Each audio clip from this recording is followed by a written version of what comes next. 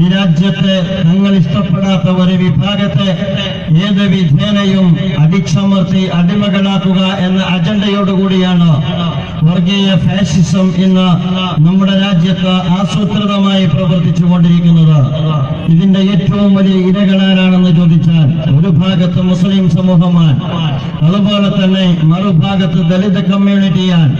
രണ്ട് ജനവിഭാഗവും ഈ വംശഹത്യയുടെ ഇരകളാണ്. അതിന്റെ നിലവിളിയും അതുപോലെ തന്നെ മുറവിളിയും അതിനെതിരെയുള്ള ഒരുപാട് ജനകീയ പ്രക്ഷോഭങ്ങൾ കണ്ട് നമ്മുടെ രാജ്യത്തെ അന്തരീക്ഷം ഇന്ന് ശബ്ദമുഖരിതമാണ് എന്ന് ഇന്ത്യയിലെ ദേശീയാടിസ്ഥാനത്തിൽ തന്നെയുള്ള സംഭവവികാസങ്ങൾ പരിശോധിക്കുന്ന ഏതൊരാൾക്കും മനസ്സിലാക്കാവുന്ന കാര്യമാണ്. ഇതിനോട് വിയോജിക്കാൻ ജനാധിപത്യപരമായ അവകാശം പോലും ഭരണകൂടം വകവെച്ചു നൽകുന്നില്ല എന്നതാണ് വിരോധാഭാസം. ആരെങ്കിലും വിമർശിച്ചാൽ ആ വിമർശകരെ തന്നെ ഇല്ലായ്മ ചെയ്യുന്ന നീക്കമാണ്, എല്ലാ ജനാധിപത്യ മൂല്യങ്ങളും ബലികൊടുത്തുകൊണ്ടുള്ള നീക്കമാണ് ഭരണകൂടത്തിന്റെ ഭാഗത്ത് നിന്ന് നാം അഭിമുഖീകരിക്കുന്നത്. അതിന്റെ ഏറ്റവും അവസാനത്തെ ഇരയാരാണെന്ന് ചോദിച്ചാൽ ഗൗരി ലങ്കേഷ് എന്ന് നമ്മൾ പറഞ്ഞു നിർത്തും. അവിടെ നിന്നും അത് തുടരാൻ പോവുകയാണ്. നിങ്ങൾക്കറിയാവുന്നതുപോലെ ഏതെങ്കിലും സ്വഭാവത്തിൽ ഒരു ജനാധിപത്യ രാജ്യമെന്ന നിലയിൽ ഭരണകൂടത്തിന്റെ ഭാഗത്ത് നിന്ന് ഭരണഘടന രാജ്യത്തെ പൗരന്മാർക്ക് നൽകുന്ന അവകാശങ്ങൾ ഹനിക്കപ്പെടുമ്പോൾ അത് ചോദ്യം ചെയ്യുന്നവരെ അതിഭീകരമായ സ്വഭാവത്തിൽ വംശഹത്യ നടത്തുന്നു എന്നുള്ളതാണ് നാം ഇന്ന് നമ്മുടെ രാജ്യത്ത് അഭിമുഖീകരിക്കുന്നത്. കൽബുർഗിയിൽ നിന്ന് ബെൻസാരയിൽ നിന്ന് ആരംഭിച്ച ഏറ്റവും അവസാനം അത് ഗൗരി ലങ്കേഷിലെത്തി നിൽക്കുന്നു. മുഹമ്മദ് അഖ്ലാഖ് എന്ന് പറയുന്ന ഒരു പാവം ഒരു മനുഷ്യനെ രാജ്യത്തിന്റെ അതിർത്തി കാക്കുന്ന ഒരു ചുറുചുറുക്കുള്ള ചെറുപ്പക്കാരന്റെ ബാപ്പയെ നിങ്ങൾക്കറിയാം പശുഭീകരതയുടെ പേരിലാണ് ക്രൂരമായി അടിച്ചു കൊന്നത് എന്ന സംഭവം നമ്മുടെ മുമ്പിലുണ്ട്. അതുകൊണ്ട് തീർന്നിട്ടുണ്ടോ? ഇല്ല. ആ മുഹമ്മദ് അഖ്ലാഖിൽ നിന്ന് തുടങ്ങി മുഹമ്മദ് ജുനൈദിലൂടെ തുടർന്ന് ഏറ്റവും അവസാനം കഴിഞ്ഞ ദിവസം നിങ്ങൾ പത്രത്തിൽ വായിച്ചിട്ടുണ്ടാകും, മുഹമ്മദ് ഉമർ എന്ന് പറയുന്ന ഒരു ചെറുപ്പക്കാരനെ വെടിവെച്ചു കൊല്ലുകയാണ് ചെയ്തത്. പശു ഭീകരരുടെ ഭാഗത്ത് നിന്നാണ് ഈ അർത്ഥത്തിലുള്ള നിഷ്ഠൂരമായ കൊലപാതകം അരങ്ങേറിയത്. ഇടനെഞ്ചിലേക്ക് ഉതിർത്ത വെടി, ആ വെടിയുണ്ടയേറ്റ പിടഞ്ഞു മരിച്ച മുഹമ്മദ് ഉമറിനെ റെയിൽവേ പാളത്തിൽ കൊണ്ടുപോയി കിടത്തുകയായിരുന്നു. അങ്ങനെ ട്രെയിൻ പോയി കഴിഞ്ഞതിന് ശേഷവും ഫാസിസത്തിന്റെ ഭീകരവാഴ്ചയുടെ അവശേഷിക്കുന്ന അടയാളമായി അവശേഷിച്ച ശരീരത്തിലെ മൃതദേഹത്തിന്റെ ഒരു ഭാഗത്ത് ആ വെടിയുണ്ട് പതിഞ്ഞു കിടന്നിരുന്നു എന്നാണ് നാം പത്രകോളങ്ങളിൽ വായിച്ചത്. ഗാന്ധിജിയുടെ വിരിമാറിലേക്ക് ഉതിർക്കപ്പെട്ട ഗോഡ്സെയുടെ വെടിയുണ്ട് ഇപ്പോഴും ഈ രാജ്യത്തിന്റെ മൂല്യങ്ങളുടെ കാവലാളാകുന്ന ആളുകളുടെ ഇടനെഞ്ചിലേക്കും വിരിമാറിലേക്കും ഗോഡ്സെമാരുടെ തോക്കുകളിൽ നിന്ന് നിരന്തരമായി ഉതിർത്തുകൊണ്ടേയിരിക്കുകയാണ് എന്ന കാര്യമാണ് ഞാൻ സൂചിപ്പിക്കാൻ ആഗ്രഹിക്കുന്നത്. ഇവിടെ വളരെ പ്രധാനപ്പെട്ട ഒരു ഘടകം ഈ ഫാസിസത്തെ നേരിടുക എന്നുള്ളതാണ്. ജമാഅത്തെ ഇസ്ലാമിയെ സംബന്ധിച്ചിടത്തോളം അതിന്റെ പ്രവർത്തന പദ്ധതിയിൽ ഏറ്റവും പ്രധാനപ്പെട്ട ഒരു അജണ്ടയാണ് ഇന്ത്യ രാജ്യത്ത് ശക്തി പ്രാപിച്ചു കഴിഞ്ഞ സംഘപരിവാറിന്റെ നേതൃത്വത്തിൽ ഈ രാജ്യത്തെ കമ്മ്യൂണൽ പോളറൈസേഷന് വേണ്ടി ശ്രമിച്ചുകൊണ്ടിരിക്കുന്ന വളരെ പ്രാധാന്യത്തോടുകൂടി കാണുന്ന കാര്യമാണ് ഞാൻ പറയുന്നത്. അത് കേരളത്തിലേക്ക് കൂടി കടന്നു വരികയാണ്. സംഘപരിവാർ അതിന്റെ തേരോട്ടം കേരളത്തിലേക്ക് കൂടി കടന്നു വരുന്നു. ഇവിടെയാണ് എന്ന ഇടതുപക്ഷ സുഹൃത്തുക്കളുമായി ബന്ധപ്പെട്ട ചില കാര്യങ്ങൾ സൂചിപ്പിക്കാൻ ഞാൻ ആഗ്രഹിക്കുന്നത്. ഇടതുപക്ഷത്തിന് കേരളം നൽകുന്ന ഒരു അംഗീകാരമുണ്ട്. ആ അംഗീകാരം എന്താണെന്ന് ചോദിച്ചാൽ വർഗീയ ഫാസിസത്തിനെതിരെ പ്രതിരോധം തീർക്കുന്നിടത്ത് ചരിത്രത്തിൽ ഇടതുപക്ഷത്തിന്റെ ഭാഗത്ത് നിന്നുണ്ടായ സംഭാവനയാണ്. അതിനെ ഞാൻ ബഹുമാനിക്കുന്നു, അതിനെ ഞാൻ മാനിക്കുന്നു. മാത്രമല്ല ഈ രാജ്യത്തെ സംബന്ധിച്ചിടത്തോളം ഏതാണ്ട് ഒട്ടുമിക്ക സംസ്ഥാനങ്ങളും ഫാസിസത്തിന്റെ കാൽക്കീഴിൽ വന്നതിന് ശേഷം വർഗീയ ഫാസിസം കൊമ്പുകുലുക്കി അതുപോലെ തന്നെ തേറ്റുകാട്ടി ഈ കൊച്ചു മലയാളക്കരയിലേക്ക് കാലെടുത്ത് എടുത്തു വെച്ചു കഴിഞ്ഞിരിക്കുന്നു. സമുന്നതരായ നേതാക്കന്മാർ വർഗീയ വിഷം ചീറ്റുന്ന പ്രഭാഷണങ്ങൾ കേരളത്തിൽ സ്വന്തമാക്കുന്നതിന് വേണ്ടി നിരന്തരമായി നമ്മുടെ രാജ്യത്ത് നിർവഹിച്ചുകൊണ്ടേയിരിക്കുന്നു. ഇത്തരമൊരു സന്ദർഭത്തിൽ ഇടതുപക്ഷത്തിന് നിർവഹിക്കാനുള്ള ധർമ്മം വളരെ വലുതാണ്. അത് അടിക്കടി ഓർമ്മപ്പെടുത്തുന്ന ഒരു പ്രസ്ഥാനമാണ് ജമാഅത്തെ ഇസ്ലാമി.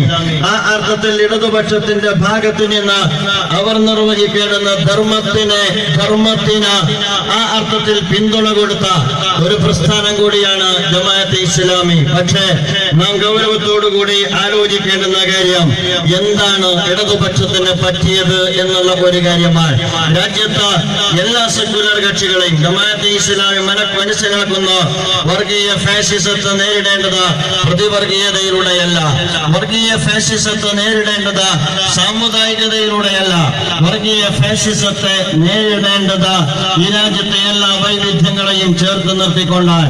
അതിൽ മതസംഘടനകൾക്ക് അവരുടേതായ ധർമ്മം നിർവഹിക്കാനുണ്ട്. അതിൽ ഈ രാജ്യത്തെ സാമൂഹ്യ സംഘടനകൾക്ക് അവരുടേതായ ധർമ്മം നിർവഹിക്കാനുണ്ട്. അതിൽ ഈ രാജ്യത്തെ രാഷ്ട്രീയ പ്രസ്ഥാനങ്ങൾക്ക് അവരുടേതായ ധർമ്മം നിർവഹിക്കാനുണ്ട്. നിങ്ങൾ ആലോചിച്ചു നോക്കുക. അതുകൊണ്ട് ദേശീയ അടിസ്ഥാനത്തിൽ ഇന്ത്യൻ നാഷണൽ കോൺഗ്രസിനോട് ചേർന്ന് നിന്നിട്ടാണെങ്കിൽ പോലും ഫാഷിസത്തെ ഇടതുപക്ഷം അഭിമുഖീകരിക്കണമെന്നാണ് നമ്മൾ ആഗ്രഹിക്കുന്നത്. പക്ഷേ ഫാഷിസം വീട്ടുമുറ്റത്തെത്തിയതിന് ശേഷവും, ഫാഷിസം നമ്മുടെ ഡൈനിങ് ഹാളിലേക്ക് പ്രവേശിച്ചതിന് ശേഷവും, ഫാഷിസം നമ്മുടെ ഡൈനിങ് ടേബിളിലെ ആഹാരത്തിൽ കൈവച്ചതിന് ശേഷവും പ്രത്യയശാസ്ത്ര സാധ്യത്തിന്റെ പേരിൽ ഫാഷിസത്തിനെതിരെയുള്ള ശക്തമായ ചരിത്രധർമ്മം നിർവഹിക്കുന്നിടത്ത് ഇടതുപക്ഷം പിറകോട്ട് പോകുന്നുവോ എന്ന് അവർ ഗൗരവത്തോടുകൂടി വിലയിരുത്തേണ്ടതാണ്. കേരളത്തിൽ നിങ്ങൾക്കറിയാം, കേരളം ഭരിക്കുന്ന മുഖ്യമന്ത്രിയെ കുറിച്ച് അദ്ദേഹം ആ അർത്ഥത്തിൽ ഫാഷിസവുമായി മുഖാമുഖം നിന്ന് അധികാരാരോപണം നടത്തിയ ഒരു മുഖ്യമന്ത്രിയാണ് കേരളത്തിൽ. ഒരു വേള ഫാഷിസത്തിന്റെ ഭാഗത്ത് നിന്ന് വിരട്ടുന്ന സമീപനം ഉണ്ടായപ്പോൾ കേരള മുഖ്യൻ പറഞ്ഞത്, ഞാൻ വളർന്നു വന്നത് വെട്ടിത്തിളങ്ങുന്ന വാളിന്റെ നേരിലാണ് എന്നുള്ളതാണ്. വെട്ടിത്തിളങ്ങുന്ന കത്തിജ്വലിക്കുന്ന വടിവാളിന്റെ നേരിൽ നിന്ന് കമ്മ്യൂണിസ്റ്റ് പാർട്ടി കെട്ടിപ്പടുത്ത് വളർന്നു വന്നു എന്ന് പറയുന്ന മുഖ്യമന്ത്രി കാണിച്ച് കൊമ്പുകുലയ്ക്ക് വരുന്ന വർഗീയ ഫാഷിസം കേരളത്തിന്റെ കരയിലേക്ക് കാലെടുത്തു വെച്ചപ്പോൾ എന്തുകൊണ്ടാണ് പതറിപ്പോകുന്നത് എന്ന് കേരളം ആശങ്കയോടുകൂടി വീക്ഷിക്കുന്നു എന്നാണ് ഈ സന്ദർഭത്തിൽ ഉണർത്താൻ ഞാൻ ആഗ്രഹിക്കുന്നത്. നിങ്ങൾ ആലോചിച്ചു നോക്കാം, ഒരു സംഭവമല്ല, നിരവധി സംഭവങ്ങൾ ഇതുമായി ബന്ധപ്പെട്ട് നമുക്ക് എടുത്തു കാണിക്കാൻ കഴിയും. ഇടതുപക്ഷം ഇരുട്ടിൽ തപ്പുന്നുണ്ട് ഫാഷിസത്തെ അഭിമുഖീകരിക്കുന്നിടത്ത്, അല്ലെങ്കിൽ ഇടതുപക്ഷം ഇരുട്ടത്ത് കളിക്കുന്നുണ്ട് ഫാഷിസത്തെ അഭിമുഖീകരിക്കുന്നിടത്ത് എന്ന് ഓർമ്മപ്പെടുത്താൻ ഞാൻ ആഗ്രഹിക്കുകയാണ്. ഈ രാജ്യത്ത് ഒരുപാട് സംഭവങ്ങൾ ഉണ്ടായല്ലോ. റിയാസ് മൗലവി വധിക്കപ്പെടുന്നത് നമ്മുടെ നാട്ടിലാണ്, ഫൈസൽ വധിക്കപ്പെടുന്നത് നമ്മുടെ നാട്ടിലാണ്. നിങ്ങൾ ആലോചിച്ചു നോക്കാം, ഫൈസൽ വധിക്കപ്പെടുന്നത് ഒരു ഇഷ്ടപ്പെട്ട ആശയം സ്വീകരിച്ചതിന്റെ പേരിലാണ്. അങ്ങനെ ഇഷ്ടപ്പെട്ട ആശയം സ്വീകരിച്ചതിന്റെ പേരിൽ പള്ളിമുറ്റത്ത് വെച്ച് ഒരു ചെറുചെറുക്കുള്ള ചെറുപ്പക്കാരൻ ക്രൂരമായി വധിക്കപ്പെട്ടിട്ട് അദ്ദേഹത്തിന്റെ പ്രതികളെ പിടിക്കാൻ എത്ര കാലം നമ്മുടെ പോലീസ് ഉദ്യോഗസ്ഥന്മാർക്കെടുത്തു. അവസാനം അവർ പിടികൂടിയപ്പോൾ ജാമ്യം ലഭിക്കുന്ന വകുപ്പിന്റെ അടിസ്ഥാനത്തിലല്ലേ പിടികൂടിയിട്ട് എന്നിട്ട് ജാമ്യം അനുവദിക്കുന്ന സാഹചര്യമുണ്ടായി. എന്തുകൊണ്ടാണ് ഇടതുപക്ഷത്തിന്റെ പോലീസ് ഉദ്യോഗസ്ഥന്മാർ ഇത്തരത്തിലുള്ള ഒരു സമീപനം സ്വീകരിക്കേണ്ടി വരുന്നത്? അത് കഴിയുമ്പോൾ നമുക്ക് കാണാൻ കഴിയുന്നത് ഫൈസലിന്റെ ഘാതകന്മാരെ വധിച്ച ഒരു ഘാതകൻ നമുക്കറിയാം. മറുഭാഗത്ത് ഒരിക്കലും കൊലക്ക് പകരം കൊല എന്ന ഒരു ജനാധിപത്യ സംവിധാനത്തിനകത്ത് ജമാഅത്തെ ഇസ്ലാമി അംഗീകരിക്കുന്നില്ല. അതേസമയം ഒരു കാര്യം നാം മനസ്സിലാക്കേണ്ടത്, ഫൈസലിന്റെ ഘാതകന് പിടികൂടാൻ കഴിയാതെ പോയപ്പോൾ എന്തുകൊണ്ടാണ് ഫൈസലിന്റെ ഘാതകൻ എന്ന് വിചാരിക്കുന്നയാളുടെ ഭാര്യയെ പിടികൂടി അറസ്റ്റ് ചെയ്യുന്നത്? അങ്ങനെ ഒരു കൊലക്കുറ്റത്തിലെ പ്രതിയെ കിട്ടിയിട്ടില്ല എങ്കിൽ അദ്ദേഹത്തിന്റെ കുടുംബത്തെയാണോ അല്ലെങ്കിൽ അദ്ദേഹത്തിന്റെ ഭാര്യയാണോ അറസ്റ്റ് ചെയ്യേണ്ടത്? അത്തരം ഒരു പാരമ്പര്യം കേരളത്തിനുണ്ടോ? അത്തരം ഒരു പാരമ്പര്യം കേരളത്തിനുണ്ട് എങ്കിൽ ഞാൻ പറയുക, കേരളത്തിലെ ജയിലറകളിൽ കുടുംബ സംഗമം നടത്താൻ യോഗ്യതയുള്ള പ്രസ്ഥാനമായിരിക്കും CPIM എന്നാണ്. അത്രമാത്രം കൊലക്കേസിലെ പ്രതികൾ, പലപ്പോഴും ഇതുപോലുള്ള സംഘട്ടനത്തിലെ പ്രതികൾ ജയിലറ അടിയറകളിൽ കഴിയുന്ന ഒരു പ്രസ്ഥാനത്തിന്റെ വക്താക്കൾക്ക് ചരിത്രത്തിൽ ഇന്നല്ലാത്ത വിധം ഇതുവരെ ഇല്ലാത്ത വിധമുള്ള സമീപനം എന്തുകൊണ്ടുണ്ടായി? റിയാസ് മൗലവി വധിക്കപ്പെട്ടുവല്ലോ. റിയാസ് മൗലവി വധിക്കപ്പെട്ടത് നിങ്ങൾക്കറിയാം. ഒരു മുസ്ലിം ഭൂരിപക്ഷ പ്രദേശത്താൽ, ആളുകൾ തിങ്ങി താമസിക്കുന്ന പ്രദേശത്ത്, പള്ളിക്കകത്ത് വെച്ച, അതുപോലെ തന്നെ കെട്ടി ഉയർത്തപ്പെട്ട മതിൽ ചാടിക്കടന്ന് എന്നിട്ട് ആ കൊലപാതകത്തിന്റെ പ്രതികൾ അവർ ലക്ഷ്യം വെക്കുന്നത് കൃത്യമായി വർഗീയ ഫാസിസ്റ്റുകൾ ഫൈസലിനെ വധിക്കുമ്പോഴും വർഗീയ ഫാസിസ്റ്റുകൾ റിയാസ് മൗലവിയെ വധിക്കുമ്പോഴും അവരുദ്ദേശിക്കുന്നത് കേരളത്തെ പിളർത്തുക എന്നുള്ളത് തന്നെയാണ്. കേരളത്തിൽ വർഗീയ ധ്രുവീകരണം സൃഷ്ടിക്കുക എന്നുള്ളത് തന്നെയാണ്. അങ്ങനെ റിയാസ് മൗലവിയെ വധിക്കുമ്പോൾ നമ്മുടെ പോലീസ് വളരെ നിതാന്ത ജാഗ്രതയോടുകൂടി അന്വേഷണം നടത്തി പെട്ടെന്ന് പ്രതികളെ പിടികൂടി. പക്ഷേ ആദ്യത്തിൽ തന്നെ വന്ന പ്രസ്താവന നിങ്ങൾ ശ്രദ്ധിച്ചിട്ടുണ്ടാകും. മദ്യം അങ്ങകത്ത് ചെന്നപ്പോൾ അതിരുകവിഞ്ഞിട്ട് സംഭവിച്ചു പോയതാണ്. റിയാസ് മൗലവി പള്ളിക്കകത്ത് ഒരുപക്ഷെ കേരളത്തിൽ രാജ്യത്ത് അത്യപൂർവമായി നടക്കുന്ന സംഭവമാണ്. കാസർഗോഡ് ഭൂരിപക്ഷ മുസ്ലിം പ്രദേശത്ത് നടന്നത്. രാത്രി ഉറങ്ങിക്കിടക്കുന്ന ഒരു മതപണ്ഡിതനെ പള്ളിക്കകത്ത് കയറി വധിച്ചതിന് ശേഷം അതുമായി ബന്ധപ്പെട്ട പോലീസ് ഉദ്യോഗസ്ഥന്മാരുടെ ഭാഗത്ത് നിന്ന് വന്ന അന്വേഷണ റിപ്പോർട്ട് പരിശോധിക്കുമ്പോഴാണ് മനസ്സിലാകുന്നത്. നിങ്ങൾ ഓരോരുത്തരും കേട്ടതുപോലെ മദ്യം അകത്ത് വല്ലാതെ കടന്നു ചെന്നപ്പോൾ അതിര് കവിഞ്ഞപ്പോൾ സംഭവിച്ചു പോയ ഒരു കാര്യമായി അതിനെ ചെറുതാക്കി കളയുന്ന സമീപനം എന്തുകൊണ്ടാണ് രാജ്യത്തെ ഉത്തരവാദിത്തപ്പെട്ട പോലീസിന്റെ ഭാഗത്ത് നിന്നുണ്ടാകുന്നത്? ഇന്ന് ഇന്ത്യയിൽ നടക്കുന്ന ഒരുപാട് കൂട്ടക്കൊലയെ കുറിച്ച്, RSS ആളുകളെ അടിച്ചു കൊല്ലുന്നതിനെ കുറിച്ച്, മോബ് ലിഞ്ചിങ് എന്ന് പലപ്പോഴും പലരും പേരിട്ട് വിളിക്കുന്നത് പോലെ, ആൾക്കൂട്ട ആക്രമണമായി അതിനെ ചിത്രീകരിക്കുന്നത് പോലെ, ആസൂത്രിതമായി കലാപം സൃഷ്ടിക്കുവാൻ സംഘപരിവാറിന്റെ ഭാഗത്ത് നിന്ന് നടക്കുന്ന കൂട്ടക്കൊരുതിയെ വരെ അതിന്റെ എല്ലാ അർത്ഥത്തിലുമുള്ള ഗൗരവത്തോടുകൂടി കാണുന്നതിന് പകരം നിസ്സാരമായ സ്വഭാവത്തിൽ കൈകാര്യം ചെയ്തു. നിങ്ങൾക്കറിയാം, ഹാദിയ കേസ് ഇന്ന് കേരളത്തിൽ നിങ്ങൾക്കറിയാവുന്നതുപോലെ കോടതിയിലുള്ള ഒരു വിഷയമാണ്. ഞാൻ പറയുന്നത് ഹാദിയ കേസുമായി ബന്ധപ്പെട്ട അത്യപൂർവമായ വിധിയാണ് കേരളത്തിൽ നിന്നുണ്ടായത്. ആ വിധി കഴിഞ്ഞതിന് ശേഷം അച്ഛന്റെ സംരക്ഷണത്തിലാണ്. അതിനെയൊന്നും നമ്മൾ ഒരർത്ഥത്തിലും നിരാകരിക്കുന്നില്ല. പക്ഷേ അച്ഛന്റെ സംരക്ഷണത്തിലാണോ ഹാദിയ നിലകൊള്ളുന്നത്, അതല്ല സംഘപരിവാറിന്റെ സംരക്ഷണത്തിലാണോ എന്നത് വളരെ പ്രധാനമാണ്. അവിടെ ആർക്കെല്ലാം ചെല്ലാമെന്ന് ചോദിച്ചാൽ ദേശീയ വനിതാ കമ്മീഷന് ചെല്ലാം. പക്ഷേ സംസ്ഥാന വനിതാ കമ്മീഷൻ അങ്ങോട്ട് ചെല്ലാൻ പാടില്ല. ഈ രാജ്യത്ത് RSS സംഘപരിവാറിന്റെ പ്രഭൃതികൾക്ക് അവിടേക്ക് ചെല്ലാം. അതേസമയം മറ്റുള്ള ആളുകൾക്ക് ചെല്ലാൻ പാടില്ല. ഞാൻ പറയുന്നു, ഹാദിയ ആവട്ടെ മറ്റാരെങ്കിലും ആകട്ടെ, ഈ രാജ്യത്തെ ഭരണഘടന ആർട്ടിക്കിൾ 25 മുതൽ 28 വരെയുള്ള ഭാഗം ഈ രാജ്യത്ത് ഓരോ പൗരനും വകവെച്ച് നൽകുന്ന ഇഷ്ടപ്പെടുന്ന ആശയം വിശ്വസിക്കുവാനും അത് പ്രചരിപ്പിക്കുവാനുമുള്ള സ്വാതന്ത്ര്യത്തിന് നേരെയുള്ള നഗ്നമായ കയ്യേറ്റം നടക്കുമ്പോൾ അത്തരമൊരു സന്ദർഭത്തിലും ഒരു ഭരണകൂടം എന്ന അർത്ഥത്തിൽ ആ കേസുമായി ബന്ധപ്പെട്ട ഓരോ മൂവ്മെന്റിലും, അത് NIAക്ക് വിടുന്നതുൾപ്പെടെയുള്ള ഓരോ മൂവ്മെന്റിലും ഒരു ഇടത് സർക്കാരിന്റെ ഭാഗത്ത് നിന്ന് ഉണ്ടാകേണ്ടുന്ന സമീപനമാണ് ഉണ്ടായത് എന്ന് എന്റെ ഇടതുപക്ഷ സുഹൃത്തുക്കൾ ആലോചിക്കേണ്ടതാണ്. അവിടെ കൊണ്ട് നിർത്തിയിരുന്നില്ല. ഒരു ഘട്ടത്തിൽ ഹൈക്കോടതി ക്രോസ് ചെയ്ത ഫയലാണ് ഈ കേരളക്കരയിൽ ലവ് ജിഹാദ് എന്ന് പറയുന്ന ഫയൽ. സംഘപരിവാർ എടുത്തുയർത്തുകയും എന്നിട്ട് പ്രചരിപ്പിക്കുകയും ചെയ്ത ഒരു ഫയൽ. ആ ഫയൽ വീണ്ടും സംഘപരിവാർ പുറത്തെടുത്തു. രാജ്യത്ത് ആതിര അല്ലെങ്കിൽ ആദില എന്ന് പറയുന്ന ഒരു പെൺകുട്ടിയെ വെച്ച് നിരന്തരമായ പത്രസമ്മേളനം നടത്തി ഈ രാജ്യത്ത് നിർബന്ധ മതപരിവർത്തനം നടന്നുകൊണ്ടിരിക്കുന്നു എന്ന് സംഘപരിവാർ കൊട്ടിഘോഷിക്കുന്ന സന്ദർഭമുണ്ടായി. ആ സന്ദർഭത്തിലാണ് കേരളത്തിൽ 60ഓളം പെൺകുട്ടികളെ ക്രൂരമായി പീഡിപ്പിക്കുന്ന ഒരു ഗർവാപസി കേന്ദ്രം കേരളത്തിന്റെ പൊതുമണ്ഡലത്തിലേക്ക് യഥാർത്ഥത്തിൽ എല്ലാ മുഖംമൂടികളും പിച്ച് ചെയ്ത് തുറന്നു കാട്ടപ്പെടുന്നത്. നമ്മളൊരു വിനയത്തോടുകൂടി ചോദിക്കട്ടെ, ഇടതുപക്ഷ സർക്കാരിന്റെ പോലീസ് ഉദ്യോഗസ്ഥന്മാരുടെ ഭാഗത്ത് നിന്ന് തൃപ്പൂണിത്തുറയിലെ ഗർവാപസി കേന്ദ്രവുമായി ഉണ്ടായ സമീപനം എന്ത് എന്ന് നമ്മൾ ആലോചിക്കേണ്ടതാണ്. എത്ര അത്ര സാമർത്ഥ്യത്തോടു കൂടിയാണ് ഈ രാജ്യത്ത് പലപ്പോഴും മറ്റു പല കേസുകളിൽ നമ്മുടെ പോലീസ് പ്രവർത്തിക്കാറുള്ളത്.